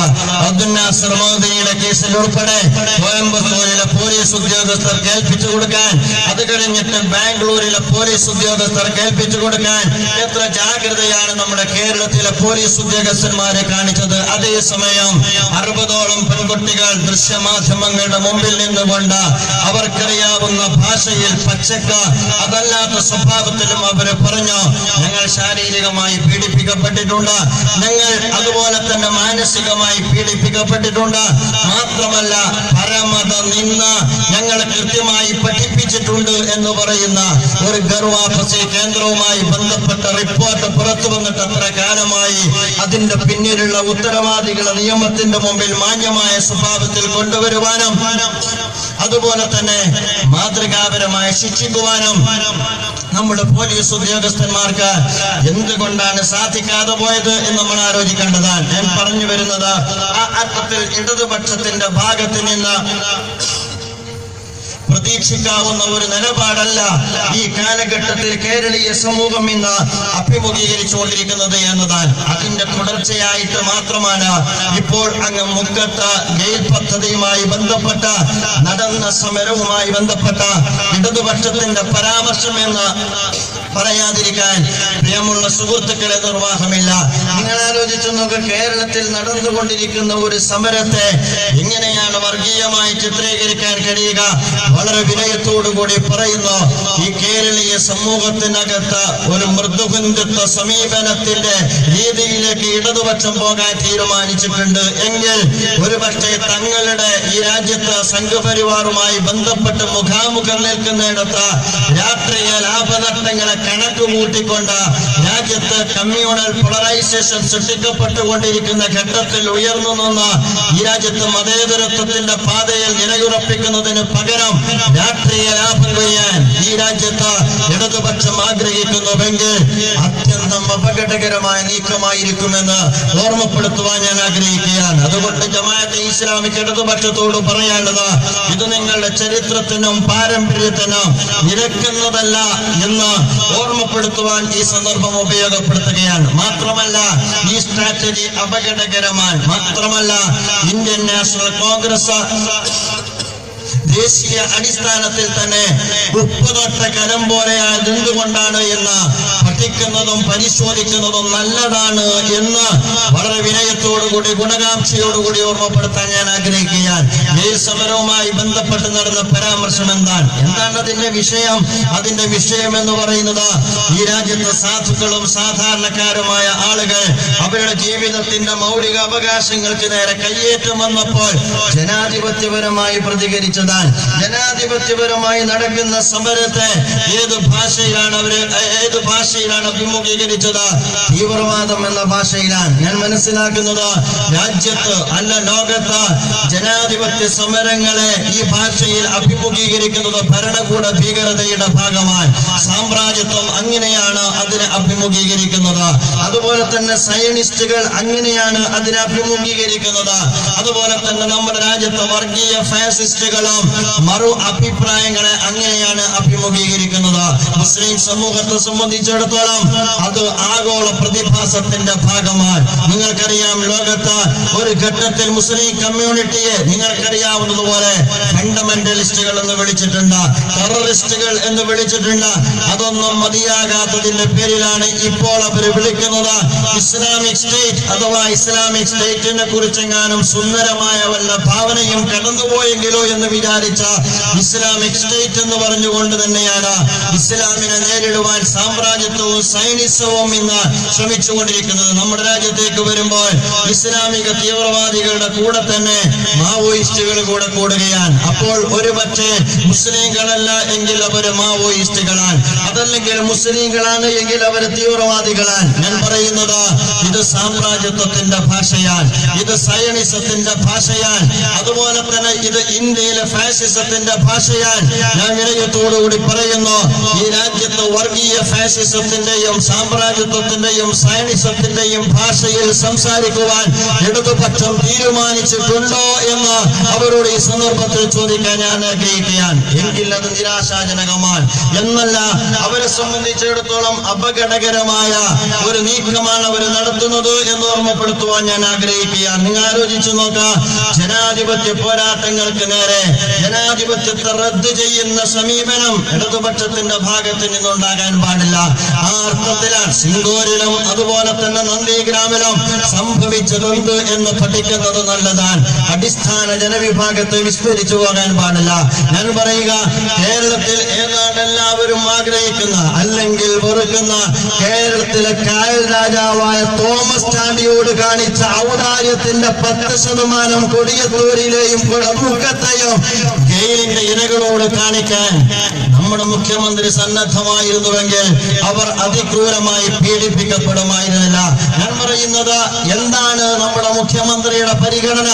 അദ്ദേഹം ഗൗരവത്തോടുകൂടി ആലോചിക്കേണ്ട കാര്യമാണ്. നമുക്കറിയാം, ഒരു പ്രസ്ഥാനത്തെ തീവ്രവാദ പ്രസ്ഥാനം എന്ന് വിളിക്കാൻ എന്തെളുപ്പമാണ്. നിങ്ങൾ ആലോചിച്ചു നോക്കുക, വളരെ കൃത്യമായിട്ട് വളരെ വ്യക്തമായിട്ട് ഈ രാജ്യത്ത് സമാധാനപരമായി പ്രവർത്തിക്കുന്ന ഒരു പ്രസ്ഥാനത്തിന് നേരെയാണ് തീവ്രവാദ ആരോപണം ഉന്നയിക്കുന്നത്. ആരെ തൃപ്തിപ്പെടുത്താനാണ് ഇത് എന്നതാണ് ചോദിക്കാൻ ആഗ്രഹിക്കുന്നത്. ആ പാർട്ടിയുടെ ഒരു മുൻ വ്യവസായ മന്ത്രി ഈ രാജ്യത്ത് അദ്ദേഹത്തിന്റെ ഭാഗത്ത് നിന്ന് പ്രഭാഷണമുണ്ടായിരുന്നു, പത്രസമ്മേളനം ഉണ്ടായിരുന്നു, ലേഖനമുണ്ടായിരുന്നു. അതിൽ അദ്ദേഹം പറയുന്നത് അതിവിചിത്രമായ ആയുധം ഉപയോഗിച്ചു എന്നുള്ളതാണ്. എന്നിട്ട് അദ്ദേഹത്തിന്റെ പേക്കിനാവ് പോലെ അദ്ദേഹം പറഞ്ഞത് കിനാലൂരിൽ പ്രയോഗിച്ച അതിവിചിത്രമായ ചൂലും ചാണകവും എന്ന് കിനാലൂരിലെ സമരായുധത്തെ കുറിച്ച് അദ്ദേഹം വിശേഷിപ്പിക്കുന്നുണ്ട്. ചൂലിന്റെ ചൂടും അതുപോലെ തന്നെ ചാണകത്തിന്റെ ചോരും ആ മുൻമന്ത്രി മറന്നിട്ടില്ല എന്നത് സന്തോഷകരമായ കാര്യമാണ്. ഗതിമുട്ടുന്ന ഘട്ടത്തിലാണ് പാവപ്പെട്ട സ്ത്രീകൾ കിടപ്പാടം നഷ്ടപ്പെട്ടപ്പോൾ ചൂലെടുത്തത് എന്ന് ഓരോരുത്തരും മനസ്സിലാക്കണം. പക്ഷേ അവരുടെ തലതല്ലിപ്പൊളിക്കുന്ന സമീപനം എന്ന പോലീസ് ഉദ്യോഗസ്ഥന്മാർ സ്വീകരിച്ചുവെങ്കിലും അവസാന ഘട്ടത്തിൽ ജനകീയ സമരത്തിന് മുമ്പിൽ ഇടതുപക്ഷത്തിന്റെ നടിയറവ് പറയേണ്ടി വന്നു എങ്കിൽ ഞാൻ പറയുക, പാഠം 1 കിനാരൂർ എന്ന അധ്യായം പഠനവിധേയമാക്കുവാൻ പാർട്ടി പോളിറ്റ് ബ്യൂറോ ഇല്ലെങ്കിൽ സംസ്ഥാന കമ്മിറ്റിയെങ്കിലും സന്നദ്ധമാകേണ്ടുന്ന സാഹചര്യമാണിത്. ഞാൻ ഇത് പറയുന്നത് ഇടതുപക്ഷത്തോടുള്ള എല്ലാ ഗുണകാംക്ഷയും നിലനിർത്തിക്കൊണ്ട് തന്നെ നിങ്ങൾ ഈ സമീപനം മാറണം എന്നുള്ളത് കൊണ്ടാണ്. ജനകീയ സമരങ്ങളോട് യുദ്ധം പ്രഖ്യാപിക്കുന്നത് ജനാധിപത്യ സംവിധാനത്തിലൂടെ കടന്നു വന്ന ഇടതുപക്ഷത്തെ സംബന്ധിച്ചിടത്തോളം അഭികാമ്യമല്ല എന്നാണ് ഞാൻ സൂചിപ്പിക്കുന്നത്. ജമാഅത്തെ ഇസ്ലാമിയെ കുറിച്ച് നമുക്ക് പറയാം. വികസനവുമായി ബന്ധപ്പെട്ട ജമാഅത്തെ ഇസ്ലാമിയുടെ നിലപാട് നമുക്ക് വെക്കാം. ഞാൻ പറയുന്നു, അതിൽ ഞങ്ങൾ സംവാദത്തിന് സന്നദ്ധമാണ്. ജമാഅത്തെ ഇസ്ലാമി വികസനവുമായി ബന്ധപ്പെട്ട അതെടുത്ത നിലപാടിനെ കുറിച്ച് ഒരു ഖേദവും ഞങ്ങളെ സംബന്ധിച്ചിടത്തോളം പ്രകടിപ്പിക്കാനില്ല എന്ന് ഈ സന്ദർഭത്തിൽ ഓർമ്മപ്പെടുത്താൻ ഞാൻ ആഗ്രഹിക്കുന്നു. കാരണം ഞങ്ങൾ അത്തരം സന്ദർഭങ്ങളിൽ എടുത്ത നിലപാട് വികസനം വേണ്ട എന്ന നിലപാടല്ല, മറിച്ച് വികസനം ആർക്ക് വേണ്ടി എന്ന മൗലികമായ ചോദ്യമാണ്. ഈ രാജ്യത്ത് ഒരു ഭരണകൂടത്തിന്റെ ഭാഗത്ത് നിന്ന് വേണ്ട വികസനം ആർക്ക് വേണ്ടി എന്നുള്ളതാണ്. നമുക്കറിയാലോ, ഒരു മന്ത്രിസഭ സ്തംഭിക്കാൻ തുടങ്ങിയിട്ട് എത്ര കാലമായി. ആർക്ക് വേണ്ടി? ഒരു വ്യക്തിക്ക് വേണ്ടി. തോമസ് ചാണ്ടി എന്ന് പറയുന്ന ഒരു വ്യക്തിക്ക് വേണ്ടിയാണ് ഞങ്ങൾ പറയുന്നത്. തോമസ് ചാണ്ടി എന്ന് പറയുന്ന ഒരു വ്യക്തിക്ക് വേണ്ടിയല്ല വികസനം, മറിച്ച് ഈ രാജ്യത്തെ അടിസ്ഥാന ജനവിഭാഗത്തിന് വേണ്ടിയുള്ള ഒരു വികസന കാഴ്ചപ്പാടിനെ വികസിപ്പിച്ചെടുക്കാൻ ഒരു ഭരണകൂടത്തിന് സാധിക്കുമ്പോഴാണ് ആ ഭരണകൂടത്തിന്റെ വികസനം മണ്ണിനെയും മനുഷ്യനെയും തൊട്ടറിഞ്ഞ വികസനമായി മാറുന്നത് എന്ന് ഭരണകൂടം ഓർക്കുന്നത് നല്ലതാണ്. നിങ്ങൾക്ക് ഓരോന്നെടുക്കാം. നമുക്കറിയാമല്ലോ, പാച്ചിമടയിൽ സമരത്തിൽ പങ്കെടുത്തിട്ടുണ്ട് ജമാഅത്തെ ഇസ്ലാമി. അതിന്റെ ഇടപെടലുകൾ എന്ന് പറയുന്നത് അതിന്റെ പോഷക സംഘടനകൾ, അതിന്റെ മറ്റു സംവിധാനങ്ങളെല്ലാം സാമൂഹ്യ രാഷ്ട്രീയ വിഷയത്തിൽ ഇടപെടാറുണ്ട്. അത് ജമാഅത്തെ ഇസ്ലാമിയെ സംബന്ധിച്ചിടത്തോളം സോളിഡാരിറ്റിയാണ്. സാമൂഹ്യ ഇടപെടലുകളിൽ നീണ്ട ഒരു സമരചരിത്രമുള്ള പ്രസ്ഥാനം. പാച്ചിമടയിൽ ഇടപെട്ടിട്ടുണ്ട്. ആർക്ക് വേണ്ടിയാണ് ഇടപെട്ടത് എന്ന് പരിശോധിക്കണം. നിങ്ങൾക്കറിയാം, ഈ രാജ്യത്ത് ജീവജലം ഊറ്റിപ്പെട്ട അഥവാ ജീവജലം നഷ്ടപ്പെട്ട അവിടെയുള്ള ആദിവാസികൾക്ക് വേണ്ടിയാണ് ഞങ്ങൾ നിലകൊണ്ടത്. ഞാൻ ചോദിക്കട്ടെ, എവിടെയാണ് ഞങ്ങൾ നിലകൊള്ളേണ്ടത്? ആ രാജ്യത്തെ പാലക്കാട് പാവപ്പെട്ട ആദിവാസികളുടെ ജീവജലം ഊറ്റിയെടുക്കുന്ന കൊക്കക്കോള കമ്പനിയുടെ കൂടെയാണോ നിലകൊള്ളേണ്ടത്? അതല്ല, ആ നാട്ടിലെ പാവപ്പെട്ട അക്ഷരാഭ്യാസമില്ലാത്ത ആദിവാസികളോടൊപ്പമാണ് നിലകൊള്ളേണ്ടത്? എന്റെ പ്രിയപ്പെട്ട സുഹൃത്തുക്കൾ പരിശോധിക്കേണ്ടതാണ്. അവിടെ നിന്ന് ഇങ്ങോട്ട് വന്നാൽ ചങ്ങരയിൽ സമരം നടന്നിട്ടുണ്ട്. ചങ്ങര സമരത്തിൽ പോലീസ് ഉദ്യോഗസ്ഥന്മാരുടെ മർദ്ദനം ഞങ്ങളുടെ പ്രവർത്തകർ കേട്ടിട്ടുണ്ട്. എന്തുകൊണ്ട് ചങ്ങര സമരത്തെ പിന്തുണച്ചു എന്ന ചോദ്യത്തിന്റെ ഉത്തരം, ഈ കേരളത്തിൽ 3 ലക്ഷത്തോളം ആളുകൾ ഇനിയും 6 അടി മണ്ണ് പോലും കിട്ടാത്തവരാണ്. നമ്മൾ മനസ്സിലാക്കണം, രാജ്യം അതിവേഗം ബഹുദൂരം മുന്നോട്ട് പോവുകയാണ്. മാറി മാറി വരുന്ന മുന്നണികൾ രാജ്യത്ത് മുന്നോട്ട് കൊണ്ടുപോവുകയാണ്. ഈ രാജ്യത്തെ കടലും കായലും അതുപോലെ തന്നെ മലയോര മേഖലകളും കയ്യേറ്റക്കാർ കൈയടക്കിക്കൊണ്ടിരിക്കുകയാണ്. മൂന്നാറിൽ ചെന്നാൽ മല കയ്യേറ്റക്കാരുടെ കയ്യിലാണ്, കായലിൽ ചെന്നാൽ കായൽ ഈ രാജ്യത്തെ കയ്യേറ്റക്കാരുടെ കയ്യിലാണ്. കടലും അതുപോലെ തന്നെ കരയും ഈ രാജ്യത്തെ വൻകിടക്കാർക്ക് വേണ്ടി തീരെഴുതി കൊടുക്കുമ്പോൾ ജനിച്ചുപോയ മണ്ണിൽ ജീവിക്കാൻ 6 അടി മണ്ണിനു വേണ്ടി അത്യധ്വാനം ചെയ്യുന്ന 3 കോടി ജനത ഈ കൊച്ചു കേരളത്തിലുണ്ട് എന്ന കാര്യം നമുക്ക് വിസ്മരിക്കുക സാധ്യമാണോ? 4 ലക്ഷത്തോളം 4 ലക്ഷത്തിലധികം ആളുകൾ വീടില്ലാത്തവരായി കേരളത്തിലുണ്ട്. അങ്ങനെ ഭൂമിയില്ലാത്ത ദലിതുകൾ ഉൾപ്പെടെയുള്ള ആളുകൾ ഹാരിസൺസിന്റെ കാലാവധി കഴിഞ്ഞ ഗവൺമെന്റിന്റെ പൊതുഭൂമിയിൽ കയ്യേറി സമരം നടത്തിയപ്പോൾ അവരോട് മനുഷ്യാവകാശ ലംഘനം ഹാരിസൺസിന്റെ ഭാഗത്ത് നിന്നുണ്ടായപ്പോൾ ഞങ്ങൾ അവരോട് ഐക്യദാർഢ്യം പ്രഖ്യാപിച്ചിട്ടുണ്ട്. നിങ്ങൾ അറിയണം, യഥാർത്ഥത്തിൽ ശവദാഹം നടത്താൻ വഴിയില്ലാഞ്ഞിട്ട് വില്ലേജ് ഓഫീസിന്റെ മുമ്പിൽ കൊണ്ടുവന്നിട്ട് മൃതദേഹം ദഹിപ്പിച്ച നാടാണ് ഈ കൊച്ചു കേരളം എന്ന കാര്യം നമ്മൾ വിസ്മരിക്കരുത്. മാത്രമല്ല, അടക്കം ചെയ്യാൻ മണ്ണില്ലാത്തതിന്റെ പേരിൽ അടുക്കള മാന്തിയിട്ട് അടക്കം ചെയ്തിട്ട് അതിനു മുകളിൽ അടുപ്പ് മൂട്ടിയിട്ട് ആഹാരം പാചകം നടത്തുന്ന ദലിതന്റെ മണ്ണാണ് ഈ മണ്ണ് എന്ന് നിങ്ങൾ മനസ്സിലാക്കണം. എവിടെയാണ് ഞങ്ങൾ നിലയുറപ്പിക്കേണ്ടത്? 3 ലക്ഷത്തോളം വരുന്ന മണ്ണ് എന്ന് പറയുന്നത് സ്വന്തമായി ഇല്ലാത്ത ഈ നാട്ടിലെ സാധാരണക്കാരന്റെ കൂടെയാണോ നിൽക്കേണ്ടത്? അതല്ല, ഈ രാജ്യത്തെ കയ്യേറ്റക്കാരുടെ കൂടെയാണോ നിൽക്കേണ്ടത്? അവിടെ നിന്ന് ഇങ്ങോട്ട് വരാൻ നമുക്ക് എക്സ്പ്രസ് ഹൈവേ ആണ് പലപ്പോഴും ഉദ്ധരിക്കാറുള്ളത്. ഞാൻ അതിലേക്ക് പോകുന്നില്ല. കാരണം എക്സ്പ്രസ് ഹൈവേ സമരത്തിന്റെ ആശയപരമായും ആവേശമായും പിന്തുണ കൊടുത്ത ഒരു വ്യക്തി കൂടി ക്യാബിനറ്റിൽ ഞങ്ങൾക്ക് സംഭാവന ചെയ്യാൻ കഴിഞ്ഞതുകൊണ്ട് അതിലേക്ക് പ്രവേശിക്കാൻ ഈ സന്ദർഭം ഞാൻ ഉപയോഗപ്പെടുത്തുന്നില്ല. കേരളം ഒറ്റക്കെട്ടല്ലേ ആ സമരത്തിൽ ഉണ്ടായിരുന്നത്? എനിക്കറിയാം, കേരളത്തിൽ ജനകീയ സമരം കടക്കുമ്പോഴെല്ലാം മുഖ്യധാര പാർട്ടികൾ സ്വീകരിക്കുന്ന ഒരു സ്ട്രാറ്റജി ഉണ്ട്. അതെന്താണെന്ന് ചോദിച്ചാൽ, സംസ്ഥാന തലത്തിൽ നിലപാടുണ്ടോ ചോദിച്ചാൽ ഉണ്ട്, ഇല്ലെന്ന് ചോദിച്ചാൽ ഇല്ല. എന്നാൽ എല്ലാ പഞ്ചായത്ത് പ്രസിഡന്റുമാരും എല്ലാ ജനകീയ സമരത്തിന്റെയും മുന്നണി പോരാളികളായിട്ടുണ്ടാകും. അന്ന് എക്സ്പ്രസ് ഹൈവേ സമരം നടന്ന ഘട്ടത്തിൽ കേരളത്തിലെ ഇടതു വലത് പഞ്ചായത്തുകളുടെ പ്രസിഡന്റുമാർ മുന്നിലും ഞങ്ങൾ പിന്നിലും നിന്നിട്ടാണ് സമരം നടന്നത്. 100 മീറ്റർ വീതിയിൽ കേരളത്തിൽ ഒരു രാക്ഷസപാത വേണ്ട എന്നാണ് പറഞ്ഞത്, റോഡ് വേണ്ട എന്നല്ല പറഞ്ഞത്. അത് കഴിഞ്ഞിട്ട് അതുമായി ബന്ധപ്പെട്ട വകുപ്പ് മന്ത്രി ഏതാനും വർഷങ്ങൾക്ക് ശേഷം അദ്ദേഹം പറഞ്ഞു, എന്റെ ജീവിതത്തിൽ സംഭവിച്ച അബദ്ധമാണ് യഥാർത്ഥത്തിൽ എക്സ്പ്രസ് ഹൈവേ പദ്ധതി എന്ന് അദ്ദേഹം പറഞ്ഞുവെങ്കിൽ അദ്ദേഹത്തിന് 2 വർഷം അത് പറയാനെടുത്തു എന്ന് മാത്രമേ ഉള്ളൂ. അതിനു മുമ്പേ ഞങ്ങൾ പറഞ്ഞു എന്നതാണ് യഥാർത്ഥത്തിൽ ജമാഅത്തെ ഇസ്ലാമി അതുമായി ബന്ധപ്പെട്ട വിഷയത്തിൽ ചെയ്തത്. ഹൈവേ വികസനത്തിലേക്ക് നമുക്ക് വരാം. ആരാണ് ഹൈവേ വികസിപ്പിക്കരുതെന്ന് പറഞ്ഞത്? ജനങ്ങളെ തെറ്റിദ്ധരിപ്പിക്കുകയാണ്. ജനങ്ങൾ ഒരുപക്ഷെ വഴിയാത്രയിൽ പലപ്പോഴും ബുദ്ധിമുട്ടുന്ന ഘട്ടത്തിൽ കണ്ടോ, നിങ്ങളല്ലേ റോഡ് മുടക്കിയത്? ആളുകൾ ചോദിക്കുന്ന ചോദ്യമാണ്. ഞങ്ങൾ ഹൈവേ വികസിപ്പിക്കരുത് എന്ന് പറഞ്ഞിട്ടില്ല. അന്ന് കേരളത്തിൽ ഉയർന്ന ഒരു പോസ്റ്റർ ഉണ്ട്, മറന്നു പോകരുത്. ഈ രാജ്യത്ത് നാഷണൽ ഹൈവേ 30 മീറ്ററിൽ വികസിപ്പിക്കുക എന്നതാണ് നമ്മുടെ മുദ്രാവാക്യം. 30 മീറ്ററിൽ വികസിപ്പിക്കുക. 15 മീറ്ററോളം സ്ഥലം BOTക്ക് തീരെഴുതി കൊടുക്കാതിരിക്കുക. നടക്കാനുള്ള വഴി നമ്മൾ പറയാറുള്ളത് പോലെ ഒരു വീടിനും ഒരു ആധാരവും ഇല്ലാത്ത 3 ലക്ഷത്തോളം ആളുകളുടെ കഥ പറഞ്ഞല്ലോ. അവർ വഴിയാധാരം എന്ന് പറയാറുണ്ടായിരുന്നത് അവർക്ക് കയറിക്കിടക്കാനുള്ള ആധാരമായിട്ട് വഴിയാണുണ്ടായത്. ആ പൊതുവഴി കൂടി കേരളത്തിലേക്ക് കടന്നു വന്ന കുത്തകകൾക്ക് BOT അടിസ്ഥാനത്തിൽ തീരെഴുതി കൊടുക്കുന്ന 45 മീറ്റർ അവർക്ക് അളന്നു കൊടുക്കുന്ന, അതിനു പുറമെ വലിയ സംഖ്യ ഗ്രാന്റ് കൊടുക്കുന്ന, നാടിന്റെ പൊതുമുതൽ കൊത്തകകൾക്ക് വിൽക്കുന്ന ഉദാരീകരണ നയം. അതാണല്ലോ കോൺഗ്രസുമായി ചേരാത്തതിന് കഴിഞ്ഞ കേന്ദ്ര കമ്മിറ്റിയിൽ ഇടതുപക്ഷം എടുത്ത നിലപാടെന്ന ഉദാരീകരണ നയം കാരണമാണ് ഞങ്ങൾ അവരുമായി ചേരാത്തത് എന്നാണ്. ആ ഉദാരീകരണ നയത്തിന്റെ ഫലമായി രാജ്യത്ത് BOT അടിസ്ഥാനത്തിൽ 45 മീറ്റർ എടുത്തപ്പോൾ നമ്മൾ പറഞ്ഞു, രണ്ട് സുഹൃത്തുക്കളെ 2 തവണ റോഡിന്റെ വികസനത്തിന് വേണ്ടി സ്വന്തം പുരയിടം തകർത്ത് പിന്നിലോട്ട് മാറി നിന്ന ഈ രാജ്യത്തെ സാധാരണക്കാരായ ആളുകളുണ്ട്.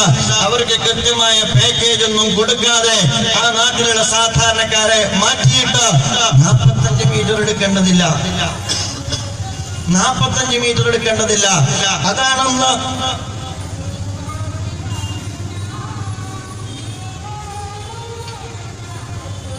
45 മീറ്റർ എടുക്കരുത് എന്നതാണെന്ന് സോളിഡാരിറ്റി പറഞ്ഞത്. 30 മീറ്ററിൽ ഹൈവേ വികസിപ്പിക്കണമെന്നാണെന്ന് സമൂഹത്തോട് പറഞ്ഞു. ഞാൻ പറഞ്ഞു വരുന്നത് ഈ അർത്ഥത്തിൽ കേരളത്തിൽ നടന്ന നിരവധി സമരങ്ങൾ നിങ്ങൾക്കറിയാം. മൂലംപള്ളി സമരം, മൂന്നാർ സമരം, എൻഡോസൾഫാൻ സമരം ഈ രാജ്യത്തെ അടിസ്ഥാന ജനവിഭാഗത്തിന്റെ കൂടെ നിന്ന് നടത്തിയ സമരമാണ് എന്ന് നിങ്ങൾ മനസ്സിലാക്കേണ്ടതുണ്ട്. അത് വികസനത്തിനെതിരല്ല. പക്ഷേ വികസനത്തിന്റെ രഥമുരുളുമ്പോൾ ആ രഥത്തിന് കീഴിൽ കിടന്ന് പടയുന്ന സാധാരണക്കാരുടെ നിലവിളി കേൾക്കാനുള്ള ഏതോ അർത്ഥത്തിലുള്ള അകക്കണ്ണ് ഞങ്ങൾക്ക് നഷ്ടപ്പെടാത്തത് കൊണ്ട് ഞങ്ങൾ അവരുടെ കൂടെ നിൽക്കുകയായിരുന്നു എന്ന് മനസ്സിലാക്കാൻ നിങ്ങൾക്ക് സാധിക്കേണ്ടതുണ്ട്. മുല്ലാ നസ്റുദ്ദീന്റെ ഒരു കഥ പലപ്പോഴും പറയാറുണ്ട്. നിങ്ങൾ കേട്ട കഥയാണ്, നമുക്കറിയാവുന്ന കഥയാണ്. മുല്ലാ നസ്റുദ്ദീൻ മകൻ പരീക്ഷ കഴിഞ്ഞ് തോറ്റു വന്നപ്പോൾ മുല്ലാ നസ്റുദ്ദീൻ കൊടുത്തു 4 അടി. എന്തിനാ അടിച്ചത് എന്ന് ചോദിച്ചപ്പോൾ മുല്ലാ നസ്റുദ്ദീൻ പറഞ്ഞു, പരീക്ഷയിൽ തോറ്റതിനാണ് മകനെ നിനക്കടി കിട്ടിയത്. മകൻ തൊട്ടടുത്ത ദിവസം പരീക്ഷ കഴിഞ്ഞ് നല്ല മാർക്ക് വാങ്ങിയിട്ട് ജയിച്ചു വന്ന പേപ്പർ കാണിച്ചു കൊടുത്തപ്പോ മുല്ലാ നസ്റുദ്ദീൻ കൊടുത്തു 4 അടി. എന്തിനാണ് എന്നെ അടിച്ചത് എന്ന് ചോദിച്ചപ്പോ പറഞ്ഞു, മോനെ ജയിച്ചിട്ടുണ്ടെങ്കിൽ നീ വൈകിയാണ് വീട്ടിലേക്ക് വന്നത്, വൈകിയതിനുള്ള അടിയാണെന്ന് പറഞ്ഞു. അങ്ങനെ തൊട്ടടുത്ത ദിവസത്തെ പരീക്ഷയിൽ മുല്ലാ നസ്റുദ്ദീന്റെ അടുത്ത് മകൻ വരുന്നത് സമയത്ത് തന്നെ നല്ല മാർക്ക് വാങ്ങി ജയിച്ചിട്ടാണ് വരുന്നത്. അപ്പോൾ 3ാമത്തെ ദിവസവും മുല്ലാ നസ്റുദ്ദീൻ മകനെ അടിച്ചോ. അപ്പോൾ ചോദിച്ചു, എന്തിനാണ് ഉപ്പ ഇന്നടിച്ചത് എന്ന് ചോദിച്ചപ്പോ പറഞ്ഞു, ഈ ശരീരത്തിലൊക്കെ അഴുക്കാക്കിയിട്ടാണ് വന്നത്, അതുകൊണ്ടാണ് അടി കിട്ടിയത് എന്ന്. 4ാമത്തെ ദിവസം മുല്ലാ നസ്റുദ്ദീൻ വന്നത് എങ്ങനെയാണെന്ന് ചോദിച്ചാൽ പഠിച്ച മാർക്ക് വാങ്ങി, വസ്ത്രത്തിലൊന്നും ഒരു അഴുക്കുമില്ലാതെ, അതുപോലെ തന്നെ നല്ല മാർക്ക് വാങ്ങി സമയത്തിന് തന്നെ വന്നപ്പോൾ സാധാരണ കിട്ടുന്നതിനേക്കാൾ 4 അടി മുല്ലാ നസ്റുദ്ദീൻ മകന് കൊടുത്തു. എന്തിനാണെന്ന് ചോദിച്ചപ്പോൾ മുല്ലാ നസ്റുദ്ദീൻ പറഞ്ഞു, മോനെ നീ എല്ലാം വൃത്തിയായി ചെയ്താലും സമൂഹം നിന്നെ വെറുതെ അടിക്കും ഒരു പക്ഷേ, അപ്പോൾ നിനക്ക് പിടിച്ചു നിൽക്കാൻ കഴിയാൻ വേണ്ടിയിട്ടാണ് ഞാൻ ഇപ്പോൾ നിന്നെ തല്ലിയത് എന്ന്. ജമാഅത്തെ ഇസ്ലാമി എത്ര കൃത്യമായി ചെയ്താലും ഞങ്ങൾക്കറിയാം, നിങ്ങൾക്ക് ഈ രാജ്യത്ത് മൃദുഹിന്ദുത്വ സമീപനം സ്വീകരിക്കുമ്പോൾ മറുഭാഗത്ത് ബാലൻസ് ഒപ്പിക്കുവാൻ തട്ടാനും കൊട്ടാനും പറ്റുന്ന നല്ല ചണ്ടയാണ് ഞങ്ങളെന്നത് ഞങ്ങൾക്ക് നന്നായിട്ട് അറിയാവുന്നതാണ്.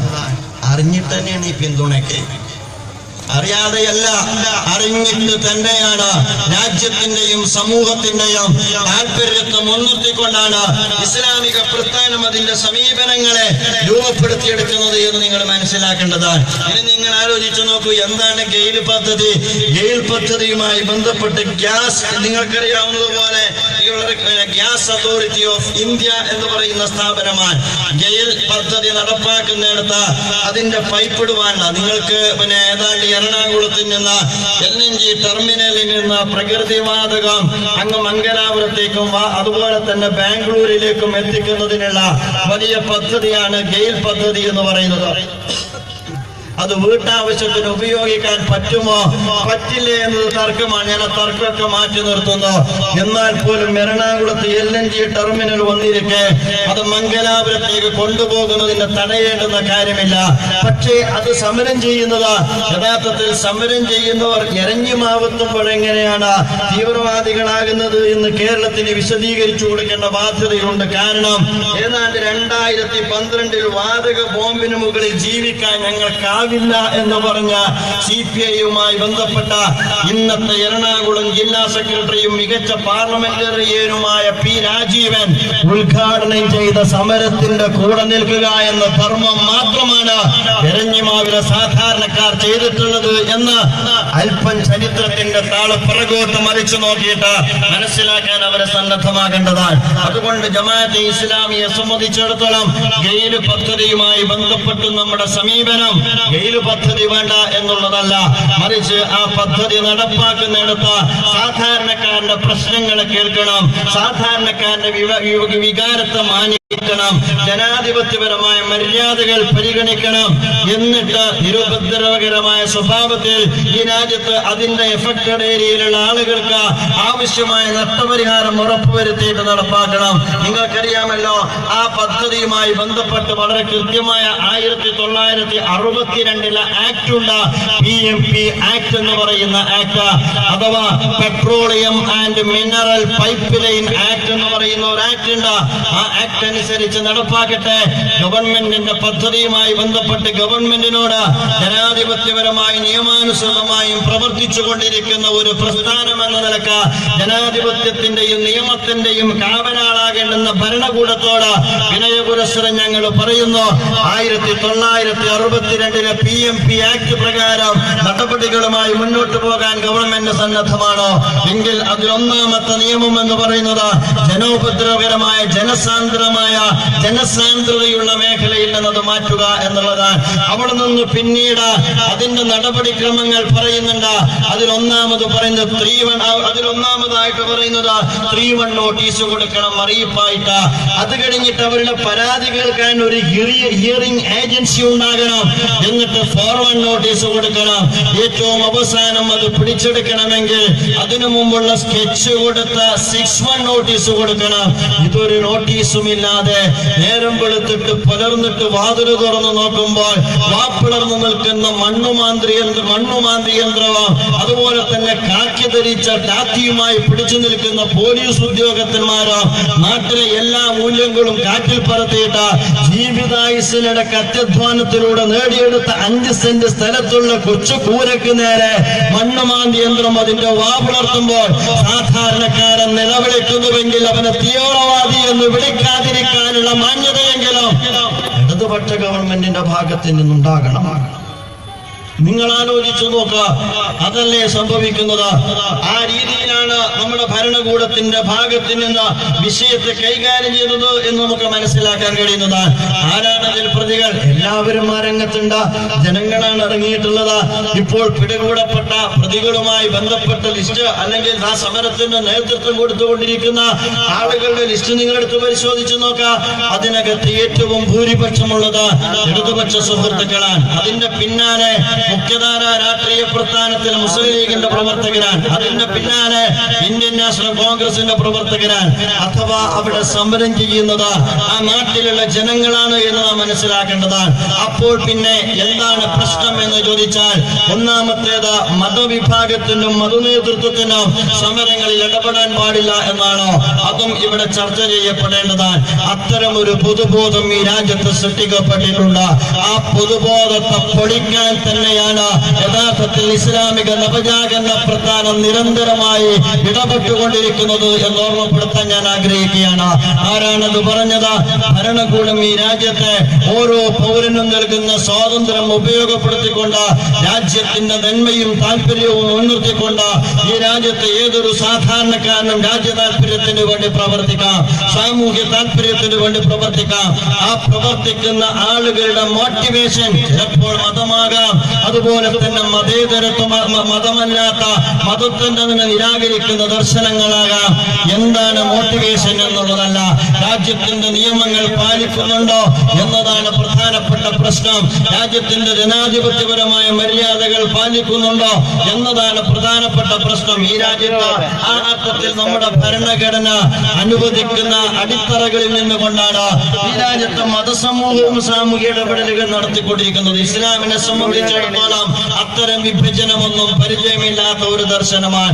മതത്തിന്റെ അതിരുകൾക്കകത്ത് ഇസ്ലാമിനെ പരിമിതപ്പെടുത്താൻ, പള്ളിയുടെ മിമ്പറുകളിൽ മാത്രം ഇസ്ലാമിക ആശയങ്ങൾ പരിമിതപ്പെടുത്താൻ, ആചാര അനുഷ്ഠാനങ്ങളെ കുറിച്ചുള്ള കഥ പറഞ്ഞ് ജീവിതായുസ തുലച്ചു കളയാൻ കടന്നു വന്ന പ്രസ്ഥാനമല്ല ഇസ്ലാമിക പ്രസ്ഥാനമെന്ന് നിങ്ങൾ മനസ്സിലാക്കണം. രാജ്യത്തെ അതുപോലെ തന്നെ സമൂഹത്തെ അവർ അഭിമുഖീകരിക്കുന്ന പ്രശ്നങ്ങളെ ചരിത്രത്തിൽ പ്രവാചകന്മാർ അവരവരുടെ ആദർശത്തിന്റെ അടിത്തറകളിൽ നിന്നുകൊണ്ട് വിശകലനം ചെയ്തതുപോലെ ഈ കാലഘട്ടത്തെ ഇസ്ലാമിക അടിത്തറകളിൽ നിന്നുകൊണ്ട് വിശകലനം ചെയ്യുകയും നിലപാട് സ്വീകരിക്കുകയും ആ നിലപാടുകളുടെ അടിസ്ഥാനത്തിൽ പ്രവർത്തിക്കുകയും ചെയ്യുന്ന ഒരു പ്രസ്ഥാനമാണ്. നീതിയുടെ പക്ഷത്ത് നിലയുറപ്പിക്കുക എന്ന് പറയുന്നത് ആദർശാധിഷ്ഠിതമായ ജീവിതത്തിന്റെ ബാധ്യതയാണ് എന്ന് പഠിപ്പിക്കുന്ന ദർശനമാണ്.